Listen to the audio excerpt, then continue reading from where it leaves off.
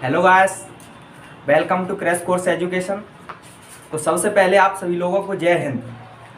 हमारा टॉपिक चल रहा था इंडियन ज्योग्राफी से था, इंडियन रिवर्स थी। तो उसमें 3 लेक्चर हो चुके हैं और एक लास्ट लेक्चर बचा है इंडियन रिवर्स से। तो आज हम रिवर्स को ख़त्म करके आगे बढ़ेंगे, ठीक है। तो हम देखते हैं आगे। हमारी गंगा, यमुना और ब्रह्मपुत्र, गोदावरी, ये सिंध, चिनाब, ये नदी हो चुकी हैं। तो आज हमारी जो बची हुई हैं उसको ख़त्म करेंगे। तो सबसे पहले हम पढ़ेंगे अब नेक्स्ट थी हमारी चंबल नदी।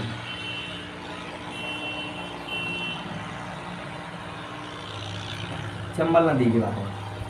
तो पहले नदियों में हमने वही देखा था, कहाँ से कौन सी नदी निकल रही है, कहाँ जाके मिल रही है, इसकी सहायक नदियाँ कौन से डैम है, ठीक है, कौन सी परियोजनाएं इन पर बनाई गई हैं। तो इससे संबंधित हम पढ़ेंगे। तो सबसे पहले वही देखेंगे, चंबल नदी का उद्गम देखेंगे पहले। तो इसका उद्गम देखेंगे सबसे पहले। तो इसका उद्गम हुआ है मध्य प्रदेश राज्य से। मध्य प्रदेश में एक जिला पड़ता है, कौन सा जिला है? इंदौर जिला। तो ये मध्य प्रदेश के इंदौर जिले से निकलती है और इसमें एक पहाड़ी पाई जाती है, जानापाव पहाड़ी। जानापाव पहाड़ी से। तो सबसे पहले इसका उद्गम हमने देखा, उद्गम हुआ इसका मध्य प्रदेश के इंदौर जिले से और जानापाव पहाड़ी से। अब इसका उद्गम हुआ, उद्गम होने के बाद जैसे मध्य प्रदेश हमने मैप बनाया ऐसे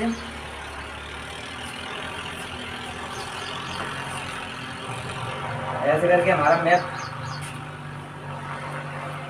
बना, ठीक है। तो मध्य प्रदेश हमारा सेंटर में पड़ता है, बिल्कुल इंडिया के बिल्कुल, जो मध्य प्रदेश का भारत का हृदय कहा जाता है, ठीक है, सेंट्रल स्टेट। तो जैसे मध्य प्रदेश हमारा, ये एमपी यहाँ पर है। तो एमपी में जैसे इंदौर, ये एमपी पूरी आ गई, जैसे हमने बनाई यहाँ पर, ये एमपी है। तो एमपी में इंदौर जिला हमारा यहाँ पर पड़ता है। तो जैसे यहाँ से इंदौर की जानापाव पहाड़ी से निकलती हुई है, प्रवेश करेगी राजस्थान में, ठीक है। राजस्थान का और एमपी का बॉर्डर बनाते हुए ये उत्तर प्रदेश में और एमपी के कुछ जिलों में जाती है, ठीक है। तो ये एमपी से निकलने के बाद, इंदौर जिले से जानापाव की पहाड़ी से निकलने के बाद ये पहुंचती है मंदसौर जिले में। मंदसौर, नीमच, रतलाम, इन जिलों से होती हुई ये राजस्थान में प्रवेश करती है, ठीक है। तो यहाँ से उद्गम हुआ। अब ये पहुंची मंदसौर जिले में, मध्य प्रदेश में ही पड़ता है मंदसौर जिला। ये मंदसौर जिले में पहुंचते ही यहाँ पर एक डैम बनाती है, जिसे बोलते हैं गांधी सागर बांध। गांधी सागर बांध मध्य प्रदेश का फेमस बांध है ये, जो चंबल नदी पर बनता है, ठीक है। मध्य प्रदेश के मंदसौर जिले में होती है, ठीक है। मंदसौर जिला कहाँ पड़ता है? जो यहाँ इंदौर से निकलता है, इंदौर के नॉर्थ में पड़ता है, ठीक है, मंदसौर जिला। यहाँ गांधी सागर बांध बनाती है। अब गांधी सागर बांध बनाने के बाद इसके थोड़ी दूर से राजस्थान बॉर्डर लग जाता है। तो ये नदी, यहाँ से क्वेश्चन इंपोर्टेंट फैक्ट बनेगा, एक नोट तरह से लिख लेंगे कि ऐसी कौन सी नदी है जो मध्य प्रदेश और राजस्थान का बॉर्डर बनाती है, बॉर्डर शेयर करती है। तो चंबल नदी, ठीक है। तो मध्य प्रदेश और राजस्थान का बॉर्डर बनाती है, ठीक है। तो क्वेश्चन ऐसे ही बनेगा कि मध्य प्रदेश और राजस्थान का बॉर्डर शेयर करने वाली नदी कौन सी है? तो ये है चंबल नदी, ठीक है। जैसे ये मध्य प्रदेश में प्रवेश करेगी, तो मध्य प्रदेश के बाद ये राजस्थान में प्रवेश करती है। तो राजस्थान में भी ये 2 बांध बनाती है। एक मध्य प्रदेश में बना दिया इसने गांधी सागर बांध, कहाँ पर बनाया? मंदसौर जिले में, ठीक है। इसके बाद ये राजस्थान में प्रवेश किया, तो राजस्थान में भी ये 2 बांध बनाती है। एक बनाती है राणा सागर बांध, राणा सागर बांध, ठीक है, और दूसरा बनाती है जवाहर सागर, जवाहर सागर बांध। तो ये 2 राजस्थान में बनाती है, एक मंदसौर में बनाती है, मंदसौर में बनाती है, ठीक है, मध्य प्रदेश के मंदसौर जिले में। अब ये राणा प्रताप सागर, ये भी राजस्थान में बनता है, ये भी राजस्थान में, ठीक है, और ये भी राजस्थान में, दोनों राजस्थान में। अब ये देखा जाए तो ये राजस्थान के पड़ता है चित्तौड़गढ़ जिले में, चित्तौड़गढ़ जिला, ठीक है। तो मध्य प्रदेश, राजस्थान के चित्तौड़गढ़ जिले में राणा प्रताप सागर बांध है, राजस्थान में पड़ता है, ठीक है। जवाहर सागर कहाँ पे? राजस्थान में। राजस्थान में आपने सुना होगा कोटा बैरेज, यहाँ पर चंबल नदी एक बांध, कोटा बैरेज बांध और बनाती है राजस्थान में। तो राजस्थान, आरजे से राजस्थान शॉर्ट में लिख दिया मैंने।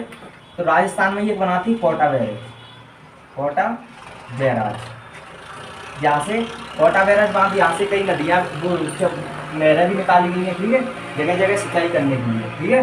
तो ये 3 बड़े बांध बनाए गए हैं किस पर, चंबल नदी पर, गांधी सागर बांध, राणा राणा प्रताप सागर बांध या राणा सागर बांध, राणा प्रताप सागर, ठीक है, और जवाहर सागर। ये दोनों राजस्थान में और ये मध्य प्रदेश के मंदसौर जिले में, ये चित्तौड़गढ़ में पड़ता है, ठीक है। ये कोटा बैराज कोटा में पड़ता है, ठीक है, ये चंबल नदी। अब यहाँ से निकलने के बाद जैसे ये यहाँ पर निकलेगी राजस्थान में, ये बांध बनाने के बाद अब ये मिलती है, अभी सहायक नदियाँ है। किसकी सहायक नदी है, यमुना नदी की। हमने पढ़ी थी सबसे पहले गंगा नदी, तो गंगा में सहायक नदी कौन सी थी, यमुना नदी, ठीक है। तो गंगा की सबसे बड़ी सहायक नदी यमुना नदी थी, ठीक है। और यमुना की सबसे बड़ी सहायक नदी, इंपोर्टेंट फैक्ट यहाँ से बनेगा, नोट्स करके लिख लेंगे कि यमुना की सबसे बड़ी सहायक नदी, यमुना की सबसे बड़ी सहायक नदी, ठीक है। यमुना नदी की सबसे बड़ी सहायक नदी, यमुना नदी कहाँ से निकलती है, उत्तराखंड से, हमने बताया था। वो जाके किस में मिलती है, चंबल नदी, वो गंगा नदी में, ठीक है, गंगा नदी में मिल जाती है उत्तर प्रदेश में। और ये भी यमुना नदी भी कहाँ मिलती है, यमुना नदी में भी कौन सी, चंबल नदी मिलती है कहाँ पर, उत्तर प्रदेश, यूपी में मिलती है, ठीक है, कानपुर के पास। कानपुर कहाँ है, उत्तर प्रदेश में, तो कानपुर के पास में मिल जाती है चंबल नदी यमुना नदी में, ठीक है। तो इम्पोर्टेंट फैक्ट यहाँ से बनेगा कि यमुना की सबसे बड़ी सहायक नदी कौन सी है, तो यमुना की सबसे बड़ी सहायक नदी है चंबल नदी, ठीक है। गंगा की सबसे बड़ी सहायक नदी यमुना नदी, ठीक है। और सिंध की वो हमने पढ़ी थी पिछली वीडियो में, पिछले लेक्चर डले हैं प्लेलिस्ट में, ठीक है, तो उनको देख सकते हैं। अब ये यमुना नदी में मिल जाती है, ठीक है, और इस पर बांध बनेगी। तो ये चंबल नदी, अब इसकी लंबाई भी देखी जाए तो चंबल नदी की कुछ लंबाई भी होगी। तो इसकी लंबाई देखा जाए तो 995 किलोमीटर इसकी लंबाई है, 995 किलोमीटर इसकी टोटल लंबाई कितनी है, 995 किलोमीटर। अब इसका सबसे इम्पोर्टेंट क्वेश्चन यहाँ से बनता है, चंबल नदी का सबसे इम्पोर्टेंट क्वेश्चन जो हर एग्जाम में देखने को मिलता है। इम्पोर्टेंट क्वेश्चन, ऐसी कौन सी नदी है जो बिहारों का निर्माण करती है, तो चंबल नदी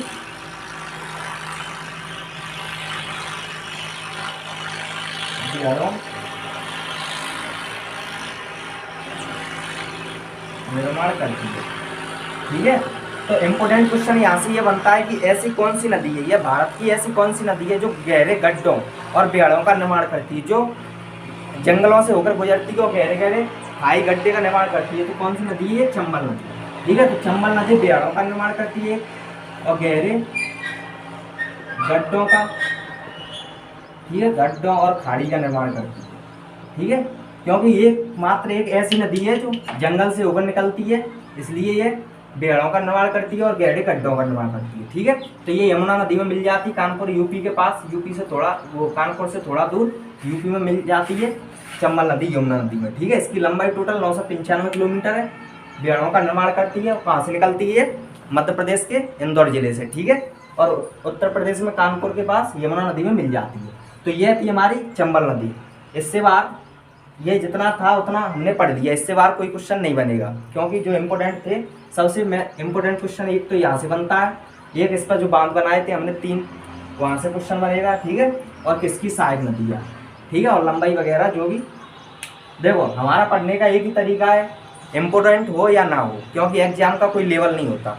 एग्जाम का लेवल तो 0 से हाई लेवल तक होता है, ठीक है। तो हम पढ़ेंगे बिल्कुल बेस लेवल से और हाई लेवल तक पढ़ेंगे, क्योंकि एग्जाम में कुछ भी पूछ सकता है, इसलिए हम क्लियर करके पढ़ेंगे।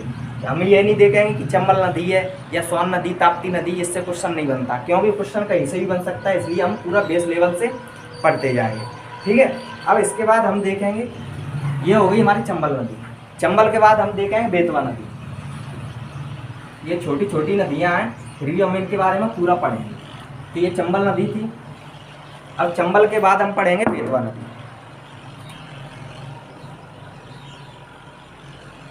बेतवा नदी,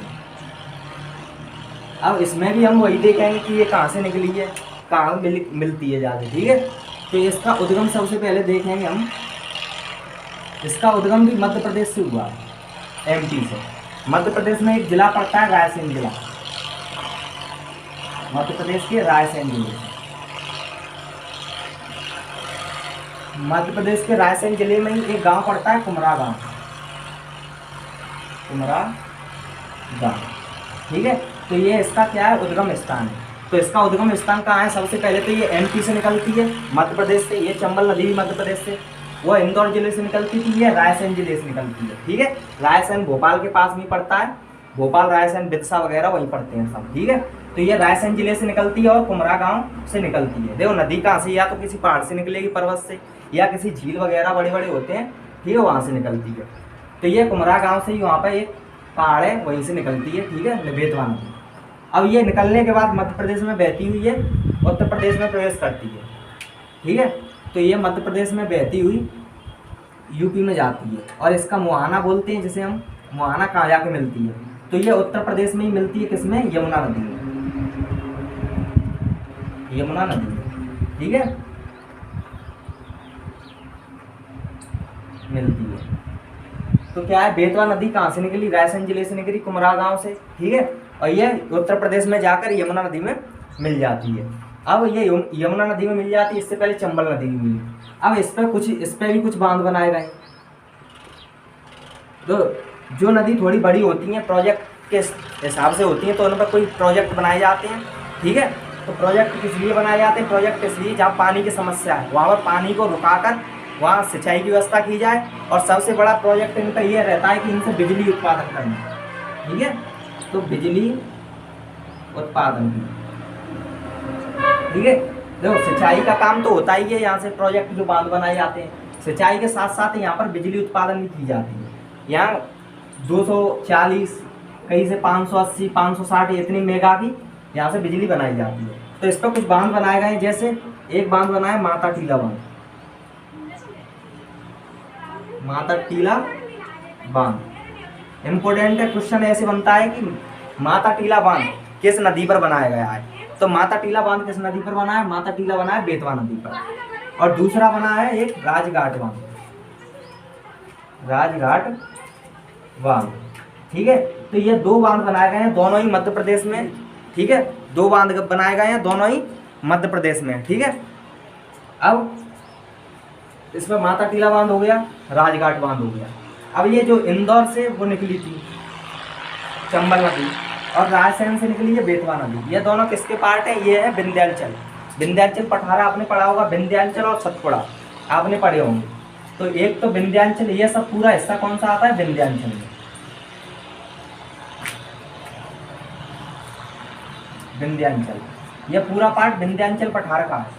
कौन सा? जो इंदौर निकला था, इंदौर भी विंध्याचल में आता है। ठीक है, कुछ मालवा पठार का भी है, और ये जो रायसेन ये भी विंध्याचल में आता है। ठीक है, कुछ मालवा के पठार में भी आ जाता है, मालवा का पठार इधर छत्तीसगढ़ साइड में पड़ता है। ठीक है, तो ये विंध्याचल का पार्ट है। ठीक है, अब विंध्याचल ये मध्य प्रदेश की कुछ महत्वपूर्ण पठार है, जैसे विंध्याचल, और एक होता है सतपुड़ा।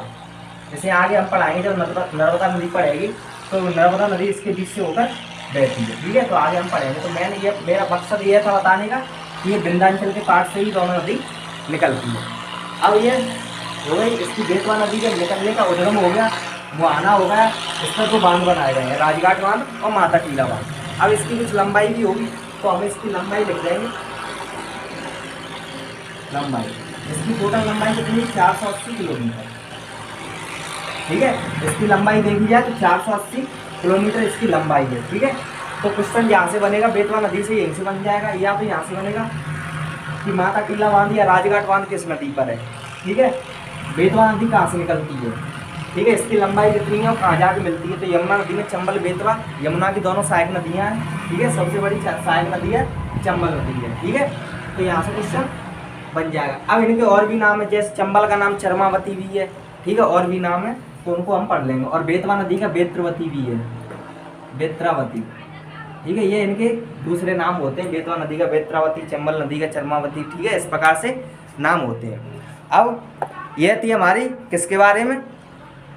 बेतवा नदी के बारे में। अब इससे आगे और भी नदियां हैं, तो उनको भी हम पढ़ लेंगे। ठीक है,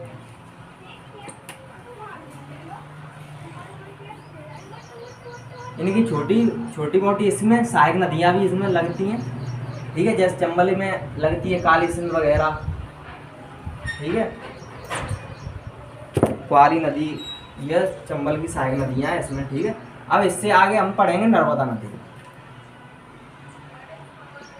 नर्मदा नदी आई होप आप लोगों को समझ में आ रहा होगा जो मैं पढ़ा रहा हूँ, क्योंकि मैं लिखने से इसलिए पढ़ाता हूँ कि लिखी हुई चीज़ें जल्दी याद होती हैं, देखने से चीज़ें जल्दी याद होती हैं पढ़ने की अपेक्षा, क्योंकि हम मूवी वगैरह भी देखते हैं तो कई साल पुरानी मूवी हमें आज भी याद होती है क्योंकि उनको हम देखते हैं रियल में, ठीक है। तो इसलिए हम ज़्यादातर लिखते हैं क्योंकि लिखने से चीज़ें आसानी से याद हो जाती हैं, ठीक है। तो अब हम देखेंगे नर्मदा नदी।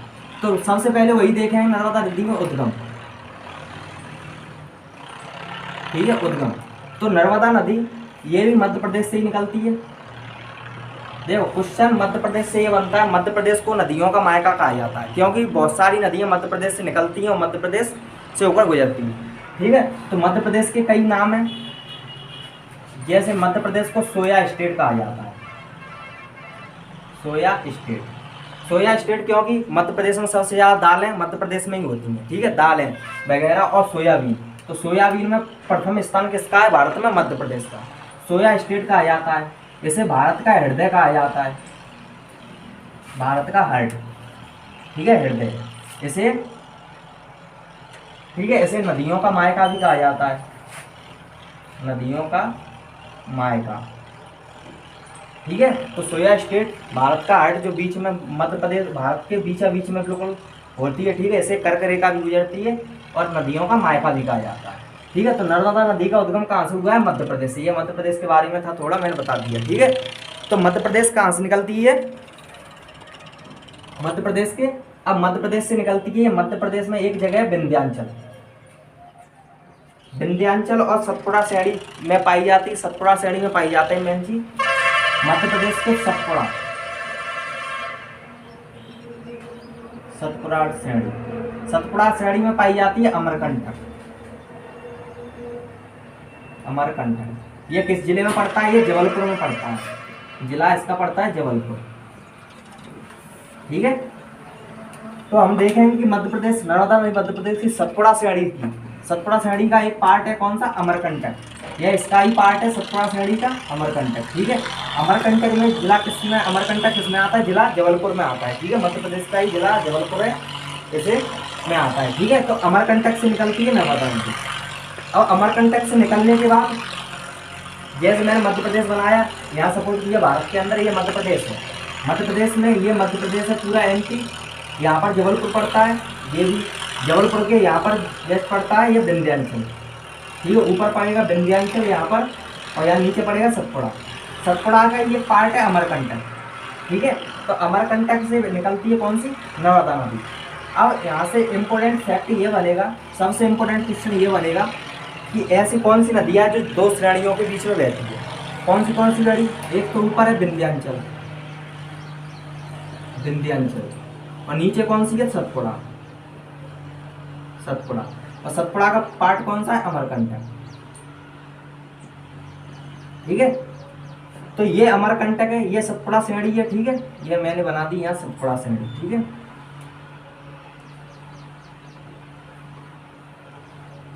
ये पूरी सतपुड़ा श्रेणी है, ठीक है। ये पहाड़ पर्वत ये बने हुए हैं और ये अमरकंटक श्रेणी है, ठीक है। और ये बनी है अपनी विंध्याचल श्रेणी, ठीक है।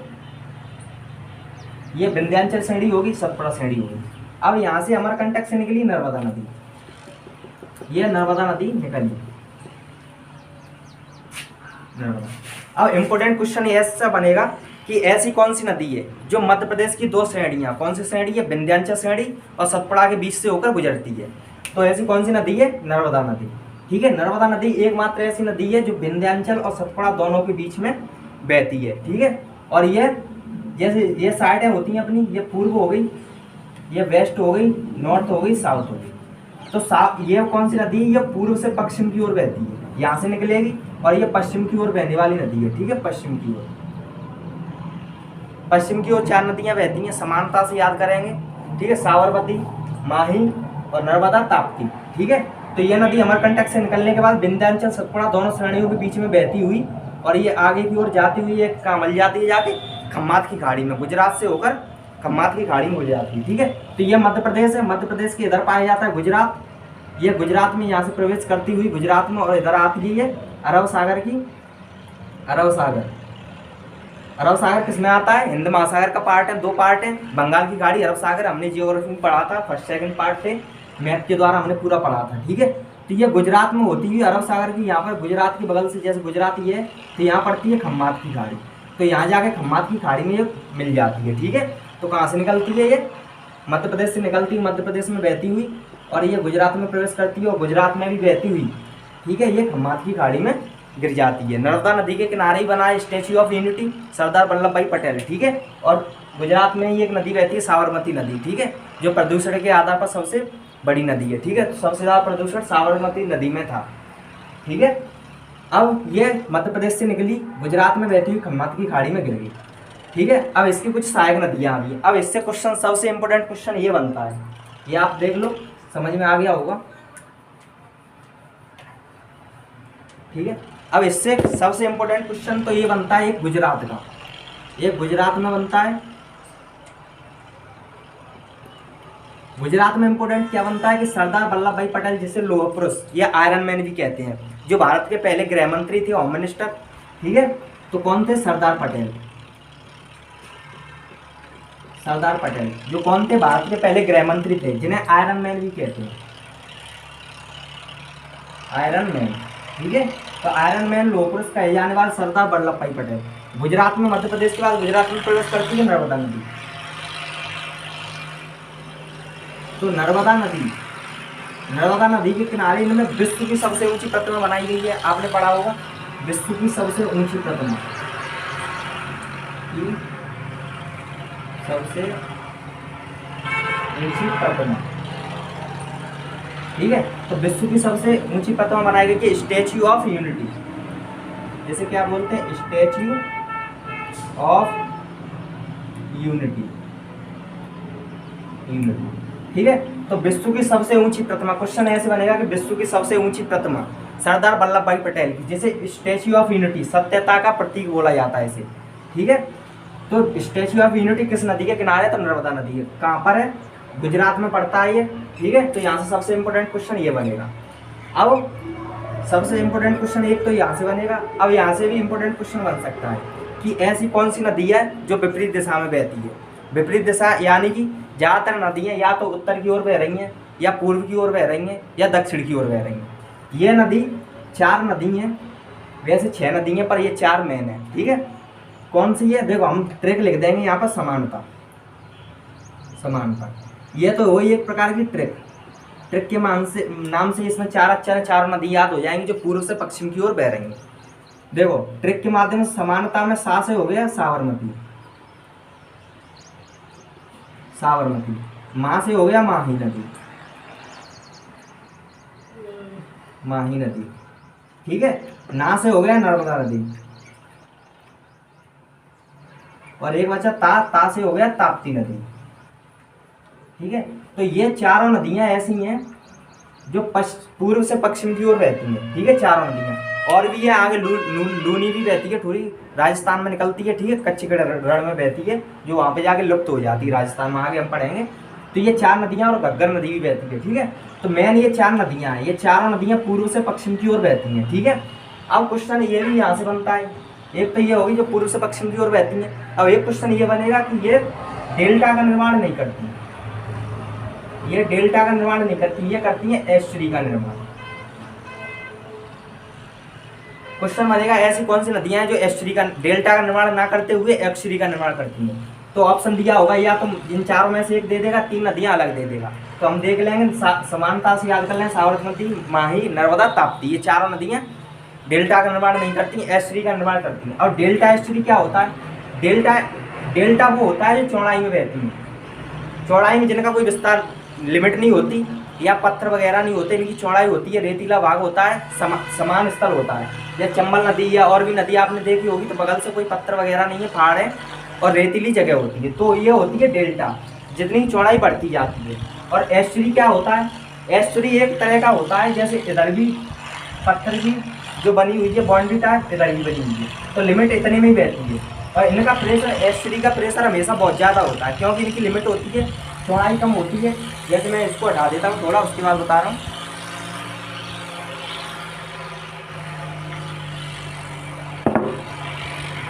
जैसे ये एक ये बाउंड्री है, ये बाउंड्री है, तो ये नर्मदा नदी बह रही है, ये एक तरह पत्थर की बाउंड्री तरह से बनी होती है। ठीक है, इसमें बहती हैं। अब इनकी क्या है, चौड़ाई कम है, पानी बढ़ेगा तो इसी चौड़ाई में बहेगा, इसी चौड़ाई में बहेगा तो इनमें प्रेशर भी अधिक होगा, क्योंकि चौड़ाई कम है, पानी अधिक है, तो पानी अधिक है, दबाव अधिक होगा, तो उसकी स्पीड भी अधिक हो जाएगी, इसलिए इनकी जो बहाव होता है बहुत तेज होता है। ठीक है, एस्टुअरी का।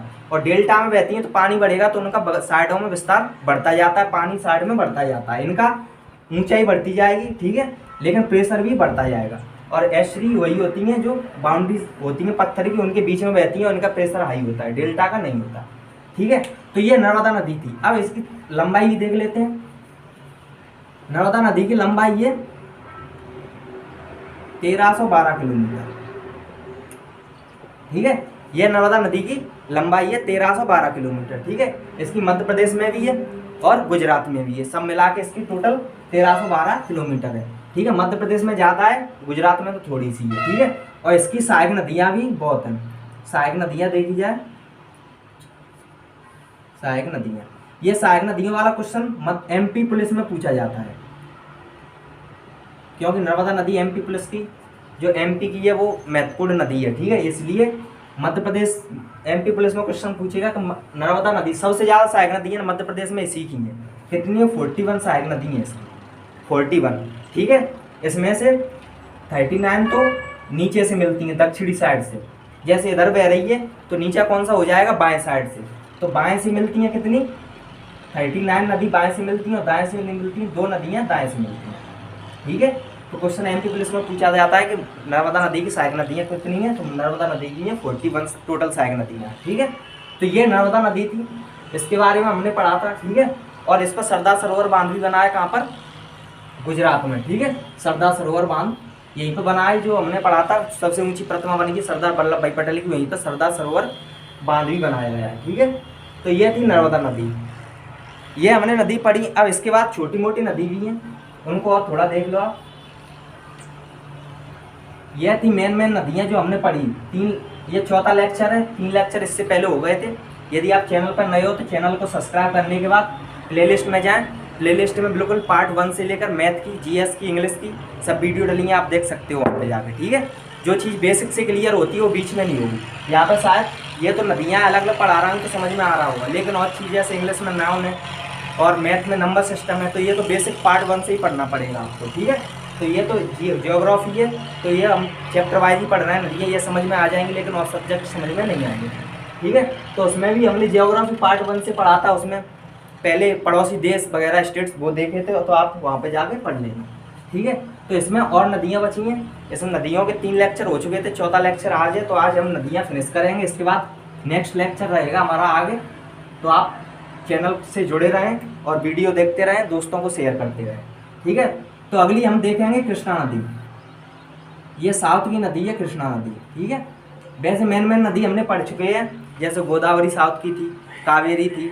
ठीक है, तो कृष्णा नदी है, कृष्णा नदी ये साउथ की नदी है। ठीक है, तो ये कहाँ से निकलती है, सबसे पहले ये कर्नाटक से निकलती है कृष्णा नदी, कर्नाटक में पड़ती है महाबलेश्वर पहाड़ी से, महाबलेश्वर पहाड़ी से। ठीक है, तो महाबलेश्वर पहाड़ी से निकलती है कौन सी, कृष्णा नदी। ठीक है, अब कृष्णा नदी की लंबाई भी है, कृष्णा नदी की कितनी लंबाई, 1401 किलोमीटर की, इसकी लंबाई कितनी है, साउथ की अच्छी नदी है 1401 किलोमीटर।